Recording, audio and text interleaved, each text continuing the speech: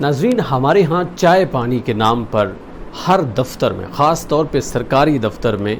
رشوت لی جاتی ہے، اور بدقسمتی یہ ہے کہ ہم ان کو روکنے کے بجائے وہ رشوت دیتے ہیں، اور اگر ہم میں سے کوئی بھرتی ہو کے وہاں چلا جائے تو پہلے تو ہم اس کو منع کر رہے ہوتے ہیں، لیکن جب اس ماحول میں انٹر ہوتے ہیں تو ہم کہتے ہیں کوئی نہیں، اس بات کی تو اجازت ہے، چونکہ ہماری تنخواہ کم ہے، اور کبھی ہم اور بھی طرح کے بہانے لگاتے ہیں۔ لیکن یاد رکھیں، یہ بہانے آپ کے کام نہیں آنے والے، چونکہ رشوت دینے والا اور لینے والا